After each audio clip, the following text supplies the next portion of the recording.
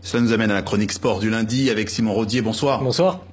Aujourd'hui, on pointe du doigt les paradoxes du football en RDC avec notre invité Patrick Juillard. Bonsoir. Bonsoir Patrick. Et bonsoir Patrick. On va parler ensemble d'abord de victoire, de titre et de gloire, parce qu'on va commencer par le tout-puissant Mazembe. Titre continental, le petit titre continental, c'est la Coupe de la Confédération, mais titre quand même. Ligue des Champions, ils avaient été battus en 8e de finale par le Wydad Casablanca. Ils se sont imposés en finale de cette Coupe de la Confédération. On va voir les images. Nul à l'aller contre les Algériens de Béjaïa. Match retour à Lubumbashi devant le public de Kamalondo. Forcément, c'est un peu plus facile devant son public. Et puis avec une star du jour. Il s'appelle Rainford Kalaba, il est zambien et il a un petit peu de technique. Regardez cette frappe un peu excentrée. Exceptionnel demi-volée. Exceptionnel demi-volée. D'ailleurs. Pourquoi on parle de lui? Parce qu'il a marqué un doublé ici. Fin de première mi-temps, on l'a vu le premier but. Et puis de début à l'heure de jeu ici pour le doublé. 3-0 à ce moment-là parce que le tout-puissant avait déjà marqué en tout début de match, écrasant de sa supériorité ce match contre Béjaïa. Ça a été finalement facile parce que le score final, il est de 4-1. 0-0 à l'aller, vous avez dit. Voilà, un partout à l'aller et Mpangui pour clore le score, donc 4-1. Alors le tout-puissant Mazembe, on est habitué à le voir gagner, mais c'est pas vraiment la coupe qu'ils voulaient remporter cette année. Non, c'est-à-dire qu'ils ont été reversés dans cette coupe qui est un peu une équivalente de l'Europa League en Afrique. Après avoir été, comme vous l'aviez dit, éliminés de la Ligue des Champions par le Wydad de Casablanca, ils ont bien failli passer à la trappe lors du tour de barrage devant l'AS Gabès, un club tunisien. Ils ne se sont qualifiés qu'au bénéfice du but marqué à l'extérieur. Et ensuite, petit à petit, Hubert Velud a réussi à un peu remobiliser cette équipe sur cet objectif. C'est toujours difficile, me disait-il aujourd'hui au téléphone, de se remobiliser après une aussi grande déception, puisque l'objectif déclaré du club était de garder son titre, puisque l'an passé, le TP Mazembe avait gagné la Ligue des Champions. Ils voulaient garder leur trophée, ils n'ont pas pu le faire, mais ils ont réussi à se remettre dans la compétition, à remonter en puissance dans une autre épreuve, et finalement, ils ont réussi en finale retour, donc hier après-midi, leur match le plus abouti de la saison. Donc c'est quand même le signe d'une grande équipe et d'une équipe qui est en voie de maturation, puisque c'est toujours difficile. Souvent les finales donnent des matchs un peu fermés, un peu moyens. Là, au contraire, le tout-puissant Mazembe a lâché les chevaux, a fait vraiment quelque chose de très convaincant et de très beau à regarder. Alors vous parliez d'Hubert Velud, justement, c'est le coach français de cette équipe du tout-puissant Mazembe. Juste avant lui, il y a eu Patrice Carteron, coach français aussi qui avait gagné la Ligue des Champions.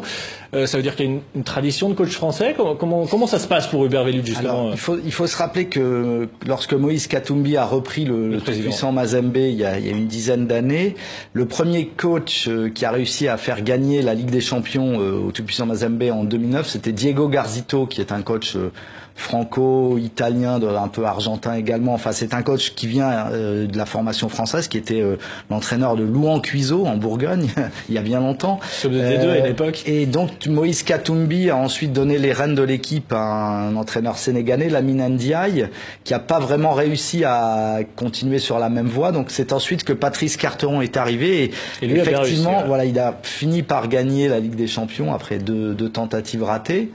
Une fois d'ailleurs, le TP Mazembe avait déjà échoué en Coupe de la Confédération contre le club sportif sfaxien. Donc c'est une longue histoire. Alors il faut quand même saluer particulièrement Hubert Velud, qui a été 2 fois champion d'Algérie avec 2 clubs différents, avec l'Entente de Sétif, puis avec l'USM Alger, et 2 fois désigné meilleur entraîneur exerçant en Algérie. Donc c'est quand même un très beau parcours africain pour cet entraîneur qui était en France un très bon entraîneur de Ligue 2 à l'époque. Ouais, donc c'est une tradition qu'on perpétue, et peut-être un peu de superstition aussi. Simon, vous vouliez aussi nous parler, parce que finalement il y a la face magnifique et puis aussi une face un peu plus sombre du football congolais. Eh ben oui, on va parler d'un joueur congolais. Alors c'était il y a longtemps, il y a plus de 40 ans. Ndaye Mulumba, une star du football, meilleur buteur de l'histoire de la Coupe d'Afrique. C'était en 74, ça s'appelait le Zaïre à l'époque. Il avait mis 9 buts en phase finale, dont 4 en finale. Voilà, 9 buts en 6 matchs. C'est lui le meilleur buteur. Et vous voyez aujourd'hui, il est âgé. Et il a des problèmes de santé. Et bien ces problèmes de santé, il n'arrive pas à les régler parce que tout simplement il est démuni. Et puis il y a pas mal d'aigreur et de fatigue chez lui bien sûr, mais chez d'autres anciens internationaux comme ça qui sont un peu laissés pour compte. On va l'écouter ainsi que sa fille qui va nous expliquer un peu sa situation aujourd'hui. Si c'était dans d'autres pays, les choses seraient différentes.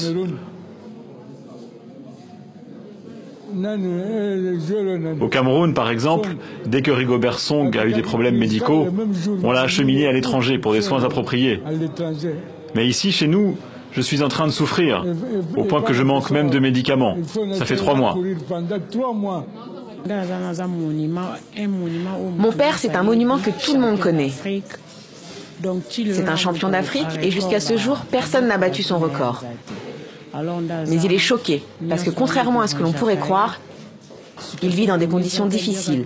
Il ne mange pas bien, il ne jouit pas des fruits de son travail. En vertu du travail que mon père a abattu, et puisqu'il est malade, cela nécessite un soutien de taille.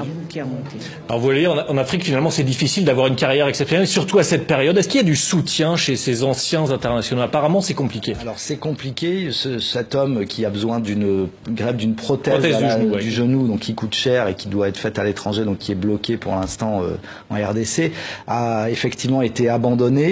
Il faut rappeler qu'il faisait partie de l'équipe des Léopards du Zaïre de 1974, qui avait été un petit peu ridicule à la Coupe du Monde pour des raisons de primes, de dissensions en interne, et que dès leur retour au Zaïre à l'époque, le maréchal Mobutu les avait totalement délaissés. Oui. Personne n'était même venu les accueillir à l'aéroport, et il a vécu une vie assez misérable, et c'est quand même triste. Assez ingrat, oui, et c'est pas les joueurs d'aujourd'hui qui ont des gros salaires et qui peuvent faire une vie avec ça. C'est une autre époque, il faut se rendre compte des difficultés qu'a eu cet homme. Merci beaucoup, Patrick. Merci à vous.